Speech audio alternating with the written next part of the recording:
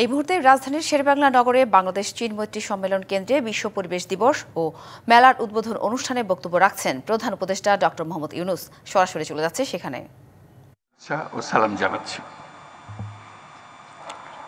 আসসালামু আলাইকুম। আজকের এই আয়োজন থেকে পরিবেশ মেলা, মাসব্যাপী জাতীয় বৃক্ষরোপণ অভিযান ও বৃক্ষ মেলা 2025 শুরু হতে যাচ্ছে। আমি আশা করি সকল জেলা ও উপজেলা পর্যায়ে বৃক্ষরোপণ ও বৃক্ষ মেলা চলবে এবং উৎসাহের সঙ্গে চলবে। এই বছর বিশ্ব পরিবেশ দিবসের প্রতিপাদ্য হল এন্ডিং প্লাস্টিক পলিউশন। আজকের পৃথিবী নানান রকমের সংকটে জড়িত।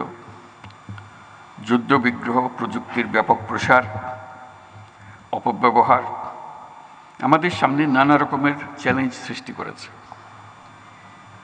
কিন্তু সেই চ্যালেঞ্জটা আমরা এখনো অনেকে উপলব্ধি করতে পারছি না, সেটা হলো প্রকৃতির বিধ্বংসী রূপ।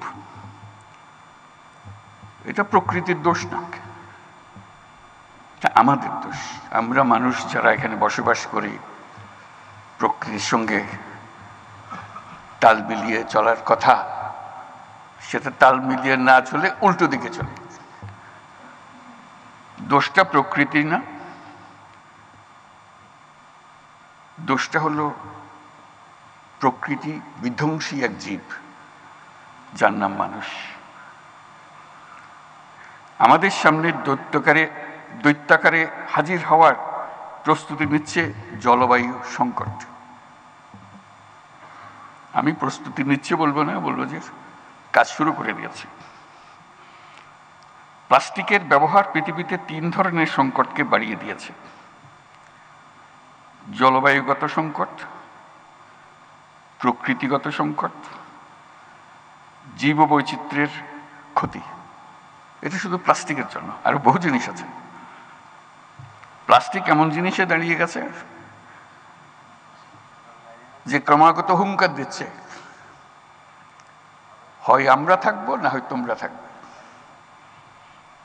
দুজন একসঙ্গে থাকতে পারবে না, এর জায়গা নেই। এবং তাদের জয়যাত্রা অব্যাহত রয়েছে। জীবনের সব আয়োজন এখানে একসাথে। তারা দাঁড়িয়ে দাঁড়িয়ে খিলখিল করে হাসি আমাদের অসহায়ত্ব দেখে, আমাদের উদ্যোগের অভাব দেখে, যে আমরা সব জয় করে নিলাম, তোমরা কিছুই করতে পারতেছ না। সেই অসহায় অবস্থা থেকে আজকে আমরা এই 2025 সালের এই দিবস উদযাপন করছি।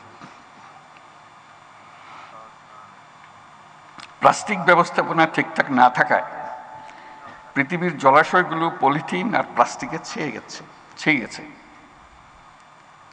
জীববৈচিত্র্য ধ্বংসের মুখে পড়ছে।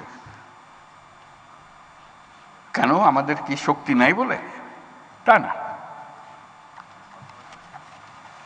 আমরা পাত্তা দিচ্ছি না বলে। আমাদের কোনো গরজ না, চলছি তো, ঠিকই তো আছে। এই করতে করতেই আমাদের শেষ। এই দিবস পালনের মাধ্যমে যদি কিছুটা সজাগতা আমাদের কাছে আসে, নতুন দৃষ্টিভঙ্গি, নতুন কর্মোদ্যোগ আসে,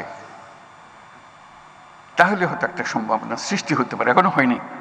এখন আমরা অবলুপ্তির পথে, রক্ষা করার কোনো উপায় নাই। এই এমন এক জিনিস প্লাস্টিক, যার জন্ম আছে, মৃত্যু নাই। এই হলো তার বৈশিষ্ট্য। পৃথিবীর সব কিছুর মৃত্যু আছে, তার মৃত্যু নাই। এসব ক্রমাগত বাড়ে, তো ফলে সবকিছু সে জয় করে ফেলবে। আজকে যে আমরা মাইক্রোপ্লাস্টিকের কথা বলছি, এটা তো মাত্র শুরু। হেন জিনিস থাকবে না, তার বিচরণের বাইরে থাকবে। আমরা দিবস উদযাপন করে ঘরে ফিরে যাব, যথারীতি আগের মতো প্লাস্টিক ব্যবহার করব। এ সামান্য একটা জিনিস, এমন কি ক্ষতি করতে পারে আমাদেরকে? আমরা করতেই থাকব। মন্ত্রণালয় বলছে প্লাস্টিক বোতল রাখা যাবে না, আমরা হাসাহাসি করব। কাজ নেই তো একটা প্লাস্টিক বোতলের পেছনে লাগছিল না। এভাবে প্লাস্টিক অগ্রসর হবে। আমরা যদি আমাদের লাইফস্টাইল পরিবর্তন না করি, এই যুদ্ধে সামগ্রিকভাবে মানুষের পরাজয় অবধারিত, এর থেকে মুক্তি নাই।